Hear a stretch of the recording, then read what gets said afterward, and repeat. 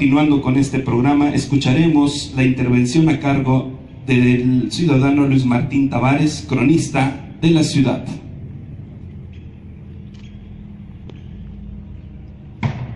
Buenos días, ciudadana presidenta municipal, general diplomado de Estado Mayor, general brigadier Rubén Barraza Rodríguez, integrantes del Cabildo, funcionarios públicos, alumnos que nos acompañan, público en general. El día de hoy para nosotros los sanpetrinos es un día muy importante.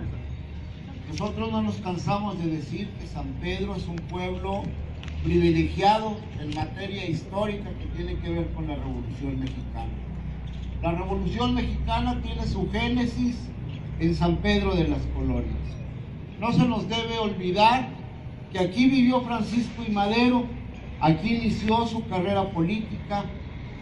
Madero, dice el licenciado Javier Villarreal, connotado escritor e historiador coahuilense, en Parras nace Madero el hombre, Madero el político nace aquí en San Pedro, en esta tierra, en este pueblo, en esta antigua colonia agrícola fundada por liberales mexicanos, por mexicanos que pelearon contra el invasor francés, contra los conservadores, contra la gente que se oponía a la igualdad entre los hombres.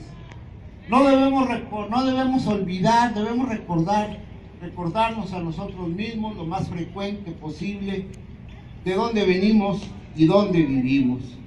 Yo por eso le agradezco a la presidenta municipal, a la doctora Patricia Grado, que nos haya permitido en los últimos días llevar a cabo una serie de actividades para recordar primero la firma del Plan de Guadalupe, y que un sanpetrino participó en ello. Estampó su firma en ese documento el mayor de caballería Salomé Hernández Borrell.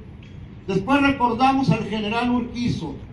Sin lugar a dudas, después de Francisco I. Madero, que se consideraba sanpetrino adoptivo, el sanpetrino más notable, más destacado que hemos tenido. Yo le agradezco también al general Rubén Barraza Rodríguez, que nos haya permitido estar con algunos elementos del 33 Batallón de la Policía Militar que hoy nos acompaña, para contarles un poco la historia del lugar donde están destacamentados, para hablarles del general Urquizo, ese gran modernizador del ejército mexicano, ese maderista, ese carrancista, ese revolucionario a ultranza. Y después para hablar del hecho que hoy nos reúne, la toma de San Pedro. En la Revolución Mexicana hubo muchas batallas importantes en sus dos etapas. Sin lugar a dudas, la sangre derramada por miles de mexicanos, al final de cuentas rindió frutos, porque aquel México bárbaro del porfiriato cambió, aunque sea un poco, mejoraron, aunque sea un poco, las condiciones de vida de muchos mexicanos. Porque no debemos olvidar las causas de la Revolución Mexicana. Luego hay por ahí algunos historiadores revisionistas, como se les llama ahora, que pretenden ensalzar a Porfirio Díaz.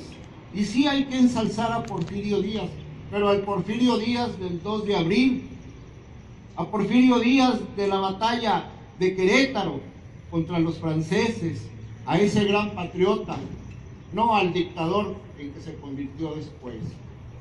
Si alguien sabe, si alguien conoce de las causas de la Revolución Mexicana, es el pueblo lagunero.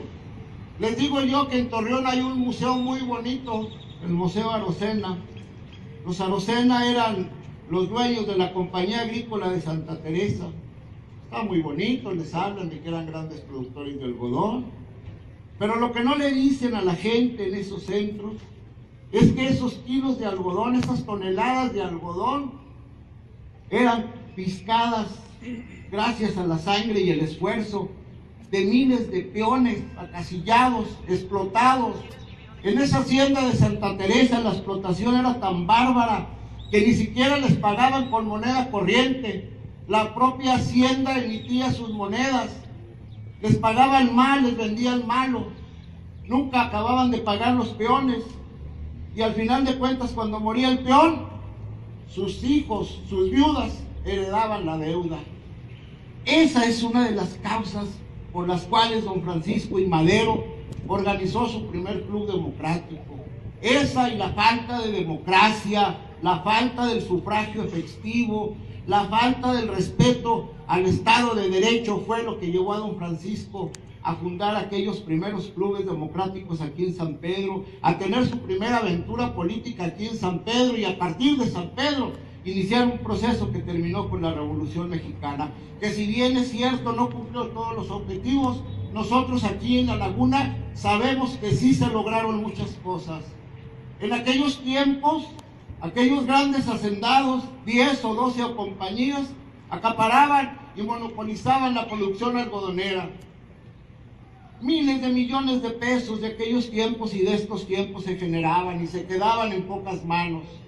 Después vino el general Lázaro Cárdenas a San Pedro en 1936 y le preguntaron: general, ¿por qué no fue primero a hacer el reparto agrario a Michoacán o a Yucatán, en otras partes? Dijo: no, vengo a San Pedro porque San Pedro es el pueblo de Madero, la cuna de la revolución. Y eso lo dijo y está documentado en una nota periodística en el periódico El Universal de aquellos años. No debemos olvidar las causas de la revolución. No debemos olvidar que la sangre de muchos mexicanos y muchos sanpetrinos se derramó en aras de esos cambios que al final de cuentas rindieron frutos. Y después vimos florecer el ejido. Y uno puede ir a cualquier comunidad rural y ver médicos, ingenieros, doctores, muchos hijos de campesinos destacados han participado en la política. Y eso fue gracias a la revolución, gracias al reparto agrario.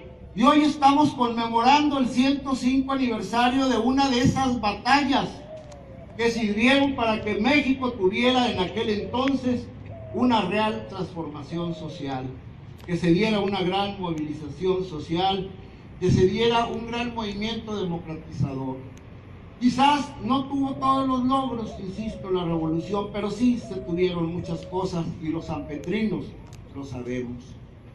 La batalla del 14 de abril, según el parte de guerra del mismo general Francisco Villa, fue muy importante.